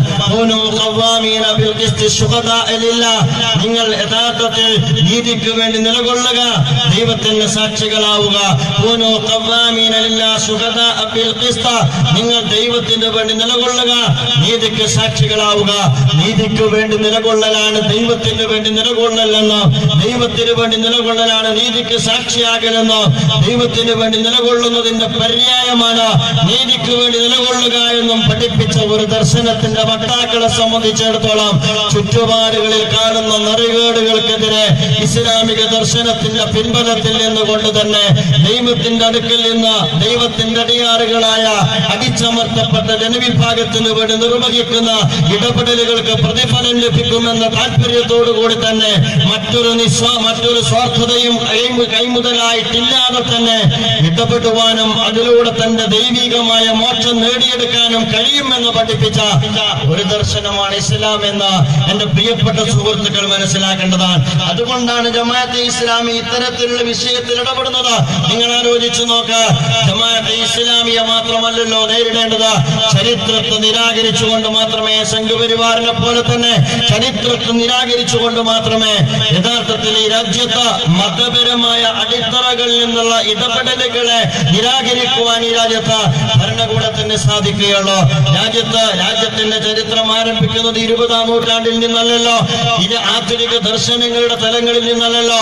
രാജ്യത്ത് സമ്പന്നമായ ഒരുപാട് നാഗരികതകളെ കുറിച്ച് നമ്മുടെ കുട്ടികളെ നമ്മൾ പഠിപ്പിക്കുന്നുണ്ടല്ലോ. ആ നാഗരികതകൾ പലതും മതത്തിന്റെയും മതസമൂഹങ്ങളും കെട്ടിപ്പടുത്ത നാഗരികതകളാണ്. അപ്പോൾ ചരിത്രത്തിൽ ഒരുപാട് സംഭാവനകൾ അർപ്പിച്ച നിരവധി മതസമൂഹങ്ങൾ കടന്നുപോയിട്ടുണ്ട് എന്ന കാര്യം നമുക്കാർക്കും വിസ്മരിക്കുക സാധ്യമല്ല. കേരളത്തിന്റെ തന്നെ ചരിത്രം നിങ്ങൾ എടുത്ത് പരിശോധിച്ചു നോക്കാം. മതത്തിന്റെ അടിത്തറകളിൽ നിന്ന് പ്രചോദനം ഉൾക്കൊണ്ടുകൊണ്ടല്ലേ അധിനിവേശ വിരുദ്ധ പോരാട്ടം ഈ രാജ്യത്ത് നടന്നു കഴിഞ്ഞത്. അതിനെ തള്ളിപ്പറയാൻ ആർക്കാണ് സാധിക്കുക? പള്ളി ദർശകളിൽ നിന്ന് നടന്ന അധിനിവേശ വിരുദ്ധ പോരാട്ടം നമ്മുടെ രാജ്യത്ത് നടന്നിട്ടില്ലേ? ഞാൻ കോഴിക്കോട് നിങ്ങൾ അഭിമുഖീകരിക്കുമ്പോൾ ഖാദി മുഹമ്മദിനെ അനുസ്മരിക്കാതെ മുന്നോട്ട് പോവുക സാധ്യമാണോ? ഖാദി മുഹമ്മദിന് അധിനിവേശ വിരുദ്ധ പോരാട്ടത്തിന് ആത്മീയമായ ഊർജ്ജം നൽകിയത് എന്താണെന്ന് ചോദിച്ചാൽ ഇസ്ലാമിക ദർശനം എന്നല്ലാതെ നമുക്ക് എന്താണ് പറയാൻ കഴിയുക? തുഹ്ഫത്തുൽ മുജാഹിദീൻ എന്ന് പറയുന്ന ഒരു യുദ്ധകാവ്യം തന്നെ രചിക്കപ്പെടുന്നത് ഏത് അടിത്തറകളിൽ നിന്നുകൊണ്ടാണ്? അഥവാ സാമൂതിരിയുടെ പിന്നിൽ നിന്നുകൊണ്ട് പോർച്ചുഗീസുകാർക്ക് നേരെതിരെ യുദ്ധം ചെയ്യുന്നത് ജിഹാദാണെന്ന് പഠിപ്പിച്ച ഒരു തലമുറയുടെ പിന്മുറക്കാരല്ലേ നമ്മൾ? മൗലാന മുഹമ്മദ് അലിയിൽ നിന്നോ അതുപോലെ തന്നെ ആലി മുസ്ലിയാരിൽ നിന്നോ അത്തരത്തിലുള്ള കാലഘട്ടത്തിൽ കഴിഞ്ഞു മമ്പുറം മലവിത്തങ്ങളിൽ നിന്നുമൊക്കെ നാം പഠിച്ച, ലോകം പഠിച്ച, കേരളം പഠിച്ച, കേരളത്തെ ഇപ്പോഴും പഠിപ്പിച്ചുകൊണ്ടിരിക്കുന്ന പാഠം എന്താണെന്ന് ചോദിച്ചാൽ നിസ്വാർത്ഥമായി ദൈവത്തിന്റെ അടുക്കൽ നിന്നുള്ള പ്രതിഫലം മോഹിച്ചുകൊണ്ട് രാജ്യത്തേക്ക് കടന്നു വന്ന അധിനിവേശ ചേരികെ അതിശക്തമായി പോരാട്ടത്തിലൂടെ ഈ രാജ്യത്തിൽ നിന്ന് തുരത്തിക്കളയുക എന്ന ധർമ്മം അവർ നിർവഹിച്ചത് മതത്തിന്റെ പിൻബലത്തിൽ നിന്നുകൊണ്ടായിരുന്നില്ലേ? അതുകൊണ്ട് സഹോദരന്മാരെ, മതമാണ് അടിത്തറ എങ്കിൽ നിങ്ങൾ സമൂഹത്തിലേക്ക് ഇറങ്ങരുതെന്ന് പറയാൻ, മതമാണ് അടിത്തറ എങ്കിൽ നിങ്ങൾ പൊതുവർത്തമാനം പറയരുത് എന്ന് പറയാൻ, മതമാണ് അടിത്തറ എങ്കിൽ നിങ്ങൾ രാഷ്ട്രീയത്തെ കുറിച്ച് മിണ്ടരുത് എന്ന് പറയാൻ, മതമാണ് അടിത്തറ എങ്കിൽ നിങ്ങൾ സാമൂഹ്യ വിഷയത്തിൽ ഇടപെടരുത് എന്ന് പറയാൻ ആർക്കാണ് കഴിയുക? അവർ ചരിത്രത്തെ യഥാർത്ഥത്തിൽ തള്ളിപ്പറഞ്ഞുകൊണ്ട് മാത്രമേ അത്തരം പ്രസ്താവന നടത്താൻ കഴിയൂ എന്ന് ഈ സന്ദർഭത്തിൽ ഞാൻ ഓർമ്മപ്പെടുത്താൻ ആഗ്രഹിക്കുകയാണ്. അയ്യങ്കാളിയെ, അതുപോലെ തന്നെ സ്വാമി വിവേകാനന്ദനെ, അതുപോലെയുള്ള ഒരുപാട് ശ്രീനാരായണ ഗുരുവിനെ, അവരെല്ലാവരും മതത്തിന്റെ അല്ലെങ്കിൽ സമുദായത്തിന്റെ ഒരേ സമുദായത്തിൽ ജനിച്ച ഉടുക്കാനും അതുപോലെ തന്നെ നടക്കാനും അതുപോലെ തന്നെ പഠിക്കാനും വേണ്ടിയുള്ള സ്വാതന്ത്ര്യത്തിന് വേണ്ടി സമരം ചെയ്ത വ്യക്തിയല്ലേ അയ്യങ്കാളി. പലപ്പോഴും സമ്മേളനത്തെ അലങ്കരിക്കുന്ന ഫ്ലക്സുകളായിട്ട് കഴിഞ്ഞ കാലത്ത് ഇതുപോലുള്ള മതാചാര്യന്മാർ അവതരിപ്പിക്കുന്ന ആളുകൾ ആ മതത്തിന്റെ ഉയരിൽ നിന്നുകൊണ്ട് ഈ രാജ്യത്തെ ചില സത്യങ്ങൾ തുറന്നു പറയുമ്പോൾ എന്തിനാണ് മതത്തോട് പുറംതിരിഞ്ഞു നിൽക്കുന്നത്? ഞാൻ അവസാനിപ്പിക്കുകയാണ്. എന്റെ പ്രിയപ്പെട്ട സുഹൃത്തുക്കളെ, വളരെ ശാന്തമായി ആലോചിക്കാൻ, പുതിയ സാഹചര്യത്തെ മനസ്സിലാക്കാൻ, അതുപോലെ തന്നെ സഹകരണത്തിന്റെയും സഹവർത്തിത്വത്തിന്റെയും പാതയൊരുക്കാൻ കേരളമാകുന്ന സൗഹൃദം നിലനിൽക്കുന്ന ഈ കേരളത്തിന്റെ മണ്ണിലേക്കുള്ള സംഘപരിവാറിന്റെ കടന്നുകയറ്റത്തെ ഒരുമിച്ച് എതിർക്കാൻ, ഒരുമിച്ച് മുന്നോട്ട് പോകാൻ ഈ രാജ്യത്ത് ഇടത് എന്ന് മാത്രമല്ല മതേതര ജനവിഭാഗങ്ങൾക്ക് ഈ രാജ്യത്ത് സാധിക്കേണ്ടിയിരിക്കുന്നു. അവിടെയാണ് നമ്മളുള്ളത്. വികസനത്തെ കുറിച്ച് വളരെ കൃത്യമാണ്. വികസനത്തെ കുറിച്ച് സംസാരിക്കുമ്പോൾ തന്നെ വികസനം ബാധിക്കുന്ന, വികസനത്തിന്റെ ഗുണഭോക്താക്കളാകുന്നതോടൊപ്പം തന്നെ വികസനത്തിന് വേണ്ടി വില കൊടുക്കേണ്ടി വരുന്ന സാധാരണക്കാരന്റെ രോദനത്തിന് കാതുകൊടുക്കാൻ ഏത് ഭരണകൂടവും ബാധ്യസ്ഥമാണ്. അവരെ ബോധ്യപ്പെടുത്താൻ, അവർക്ക് ആവശ്യമായ പുനരധിവാസം ഉറപ്പുവരുത്താൻ, പരമാവധി അത്തരം ആളുകളെ ബാധിക്കാത്ത സ്വഭാവത്തിൽ അത് മുന്നോട്ട് കൊണ്ടുപോകാൻ നിങ്ങൾക്കറിയാം. കേരളക്കരയിൽ അത് ചർച്ചയിലൂടെയും കൂടിയാലോചനയിലൂടെയും ഭംഗിയായി നിർവഹിക്കാൻ കഴിയുന്ന കാര്യമാണ്. ഇടതുപക്ഷത്തോട് പറയുന്നു, ഇടതുപക്ഷത്തിൽ നിന്ന് ഇതല്ല ഞങ്ങൾ പ്രതീക്ഷിക്കുന്നത്. ഇടതുപക്ഷത്തിന് അതിനപ്പുറം പലതുമാണ് നിർവഹിക്കാനുള്ളത്. സമരം നിങ്ങളെ സംബന്ധിച്ചിടത്തോളം നിങ്ങൾ മറന്ന കാര്യമല്ല. സമരത്തിന്റെ നീണ്ട പട്ടിക നിങ്ങൾക്ക് മുമ്പിലുണ്ട്. അത്തരത്തിലുള്ള ഒരുപാട് സമരങ്ങളിലൂടെയാണ് അത്തരം ഒരു പക്ഷം തന്നെ ഈ കേരളത്തിൽ രൂപപ്പെട്ടു വന്നത്. ചരിത്രം ഞാനിപ്പോൾ ചെയ്യാൻ പോകുന്നില്ല. ആ സമര ചരിത്രത്തിൽ ഒരുപാട് സംഭവവികാസങ്ങളുണ്ട്. ആരോഗ്യകരവും അനാരോഗ്യകരവുമായ സംഭവവികാസങ്ങൾ അരങ്ങേറിയിട്ടുണ്ട്. തീവ്രവാദം എന്നൊക്കെ ആരോപിക്കുമ്പോൾ അല്പം ആലോചിക്കുന്നത് എല്ലാവർക്കും നല്ലതാണ് എന്ന് ഓർമ്മപ്പെടുത്തുക മാത്രമാണ് ഞാൻ ചെയ്യുന്നത്. മറിച്ച് ഈ രാജ്യത്ത് അനാരോഗ്യകരമായ ഒരു സമര രീതിയും ഈ പ്രസ്ഥാനത്തിന്റെ ഭാഗത്തു നിന്ന് നിങ്ങൾക്ക് കണ്ടെത്തുക സാധ്യമല്ല. ധാർമ്മികമായ പരിധികൾ പാലിച്ചുകൊണ്ട് നിയമാനുസൃതമായി പ്രവർത്തിക്കുമെന്ന് എഴുതി വെക്കുക മാത്രമല്ല, 4-5 പതിറ്റാണ്ട് കാലം അത് ജീവിതം കൊണ്ട് അടയാളപ്പെടുത്തിയ ഒരു പ്രസ്ഥാനത്തോട് ഒരുപാട് ആശയ സമരത്തിന്റെ പേരിൽ ഒരുപാട് കൊലപാതകങ്ങൾ വരെ നടന്ന ഒരു കേരളത്തിന്റെ മണ്ണിൽ നിന്നുകൊണ്ട്, രക്തരൂക്ഷിതമായ സംഘടനകൾ നടന്ന കേരളത്തിന്റെ മണ്ണിൽ നിന്നുകൊണ്ട് തീവ്രവാദ ആരോപണം ആരും ഉന്നയിക്കരുത് എന്ന് ഓർമ്മപ്പെടുത്തുകയാണ് ഞാൻ ചെയ്യുന്നത്. അതുകൊണ്ട് ഇത് സംവാദത്തിന്റെയും സഹകരണത്തിന്റെയും ഭൂമികയാണ്. ഞാൻ പറയുന്നത് വികസനത്തെ കുറിച്ചും സംവാദങ്ങൾ ഉണ്ടാകണം. അത് കേരളത്തിൽ നടക്കണം, ഭരണകൂടം നടത്തണം. അതിനും ഇസ്ലാമിക പ്രസ്ഥാനം സന്നദ്ധമാണ്. ദാർഢ്യം എല്ലാവരും ഒഴിവാക്കുന്നത് നല്ലതാണ്. ആ കാലം കഴിഞ്ഞിരിക്കുന്നു എന്ന് ആരെങ്കിലും അടുത്ത് അങ്ങനെ ധൈര്യപൂർവ്വം ചെന്ന് സ്വകാര്യം പറഞ്ഞു കൊടുക്കാൻ ധൈര്യമുള്ള ആരെങ്കിലും ആ കൂട്ടത്തിലുണ്ടെങ്കിൽ കുറവാണ്. സ്വകാര്യമായിട്ട് പറഞ്ഞു കൊടുക്കണം. ദാർഢ്യത്തിന്റെ കാലം ഘട്ടം കഴിഞ്ഞിരിക്കുന്നു എന്ന്. കടക്കൂ പുറത്ത് എന്ന് പറയുന്ന കാലമല്ല ഇത്. കടന്നു വരൂ, നമുക്ക് സംവദിക്കാമെന്ന് പറയുന്ന കാലമാണിത് എന്ന് ഉത്തരവാദപ്പെട്ട നേതൃത്വങ്ങളെ എല്ലാവരും പരസ്പരം അങ്ങോട്ടും ഇങ്ങോട്ടും ഓർമ്മപ്പെടുത്തുന്നത് നല്ലതാണ്. ഞാൻ അവസാനിപ്പിക്കുന്നു. ഇസ്ലാമിക സമൂഹത്തെ സംബന്ധിച്ചിടത്തോളം വളരെ കൃത്യമാണ്. അത് വളർന്നു വന്നത് അങ്ങനെയാണ്, അത് വളരാൻ ആഗ്രഹിക്കുന്നതും അങ്ങനെയാണ്. നിങ്ങൾ വരിക, നമുക്ക് സംവദിക്കാം. ഹൈന്ദവ സുഹൃത്തുക്കളോട് അത്തരം ആരോഗ്യകരമായ സംവാദത്തിന്റെ ഭൂമിക തീർത്ത പ്രസ്ഥാനമാണ് ജമാഅത്തെ ഇസ്ലാമി. ക്രൈസ്തവ സുഹൃത്തുക്കളോട് അത്തരം ആരോഗ്യകരമായ സംവാദത്തിന്റെ ഭൂമിക തീർത്ത പ്രസ്ഥാനമാണ് ജമാഅത്തെ ഇസ്ലാമി. ഈ രാജ്യത്തെ കമ്മ്യൂണിസ്റ്റ് സുഹൃത്തുക്കളുമായി പല വേദികളിലും അത്തരത്തിലുള്ള സംവാദത്തിന്റെ ഭൂമിക തീർത്ത പ്രസ്ഥാനമാണ് ജമാഅത്തെ ഇസ്ലാമി. മതത്തെ നിരാകരിക്കുന്ന യുക്തിവാദികളോട് അത്തരം സംവാദത്തിന്റെ ഭൂമിക തീർത്ത ഒരുപാട് ചരിത്രമുള്ള ഒരു പ്രസ്ഥാനമാണ് ജമാഅത്തെ ഇസ്ലാമി. നാട്യത്തിന്റെ ശൈലിയിലല്ല, കയ്യൂക്കിന്റെ ഭാഷയിലല്ല, കണ്ണുരുട്ടി കയ്യൂക്ക് കാണിച്ച് മസിൽ കാട്ടിയ ആളുകളെ നിർത്തുന്ന കാലം അവസാനിച്ചിരിക്കുന്നുവെന്ന്. ഇത് ഏതാണ്ട് പോസ്റ്റ് മോഡേണിസവും കഴിഞ്ഞ നിങ്ങൾക്കറിയാവുന്ന പോസ്റ്റ് ട്രൂത്ത് സത്യാനന്തര കാലഘട്ടത്തിലാണ് ജീവിക്കുന്നത് എന്ന് പുതിയ തലമുറ എന്ന് പറയുന്ന പറയുന്നത് നമ്മുടെ കൈകളിലല്ല എന്നും അവരുടെ കൈകളിലുള്ള മീഡിയ എന്ന് പറയുന്നത് നമുക്ക് നിയന്ത്രിക്കാവുന്നതല്ല എന്നും സ്വകാര്യം എന്ന ഒന്നില്ല എന്നും എല്ലാ അർത്ഥത്തിലുമുള്ള ദാർഢ്യവും എന്ന സമൂഹത്തിൽ പരിഹാസ്യമാണ് എന്ന് മനസ്സിലാക്കി ഒരു പുതിയ സംവാദത്തിന്റെയും സഹകരണത്തിന്റെയും സഹവർത്തിത്വത്തിന്റെയും എല്ലാ അർത്ഥത്തിലുമുള്ള ഒരു ഭൂമികയായി കേരളത്തെ വികസിപ്പിച്ചെടുക്കുന്നിടത്ത് മുന്നിൽ നിൽക്കാൻ ഇടതുപക്ഷത്തിന് സാധിക്കണം. അത്തരം സംവാദത്തിന്റെ ഭൂമികയിൽ ആരുമായും സഹകരിക്കാൻ ജമാഅത്തെ ഇസ്ലാമി സന്നദ്ധമാണ് എന്ന് ഓർമ്മപ്പെടുത്തിക്കൊണ്ട് ബിസ്മില്ലാഹിർ റഹ്മാനിർ റഹീം പരമകാരുണികനും കരുണാനിധിയുമായ അല്ലാഹുവിന്റെ നാമത്തിൽ ഈ സമ്മേളനം ഉദ്ഘാടനം ചെയ്തതായി അറിയിച്ചുകൊണ്ട് ഞാൻ എന്റെ വാക്കുകൾക്ക് വിരാമം ഇടുന്നു. വആഖിറു ദഅവാന അൽഹംദുലില്ലാഹി റബ്ബിൽ ആലമീൻ. അസ്സലാമു അലൈക്കും. ഇസ്ലാമിക